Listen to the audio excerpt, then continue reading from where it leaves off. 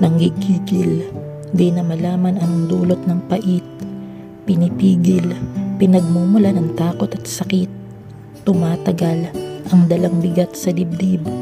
Kumakapal, ang pagod at hirap na bitbit. Pinipilit hanapin ang sagot sa hinagpis.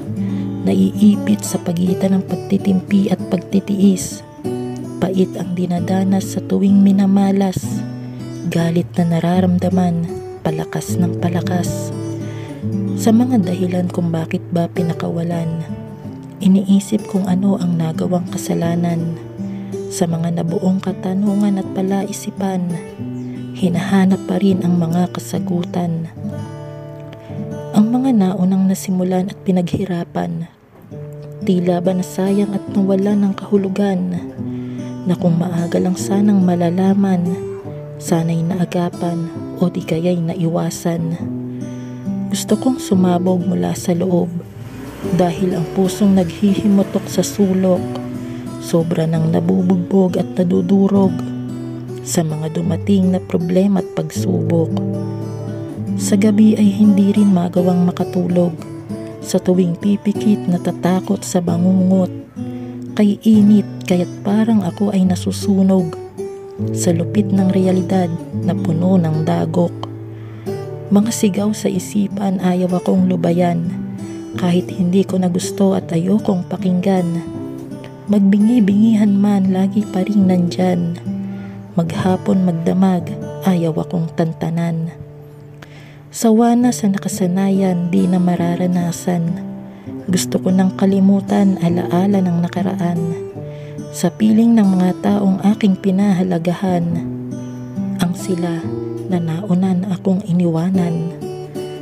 Mga bagay na pinagsisisihan at pinagdaanan, hindi na mababalikan at masusolusyonan. Kaya't pag-aaralan na lamang napakawalan ang naging kahapon mula sa kasalukuyan. Ayoko nang pag-usapan o pagkwentuhan, dahil wala ring patutunguhan at kahihinatnan. Mga pangyayaring matagal nang nagdaan, ayoko nang dalahin, gusto ko nang bitawan. Nahihirapang bumangon, parang pinipigilan, kay bigat ng pakiramdam at ng katawan. Dapang-dapa na sa kailalim-laliman, kailan kaya ako aahon at ang lahat ay gagaan. Para akong nasa loob ng isang kahon, kay tagal nang nakulong ng ilang taon.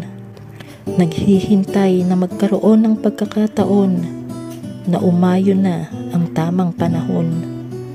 Gulong-gulo, nalilito sa kawalan, sa dami ng gulo naliligaw sa kung saan. Hindi na malaman ang pupuntahan. Kung naririnig mo ito, ako'y iyong gabayan. Nakikiusap lamang, pakiusap, ako'y pakinggan. Paulit-ulit na lang kasi ako na nahihirapan. Kung ikaw ay nandyan, ako'y iyong tulungan. Buksan mo ang pinto at ako'y samahan. Hindi makahinga, nakakapanghina. Hindi makagalaw, napapatulala. Lakas ay nauubos, nawawalan na ng pag-asa, na parang nauupos na lang na kandila. Gusto ko lang namang makawala sa dilim, masilayan ng liwanag sa gitna ng takip silim. Maranasan ng ginhawa, humupa ang lagim. Magkakulay, buhay kong puro puti at itim.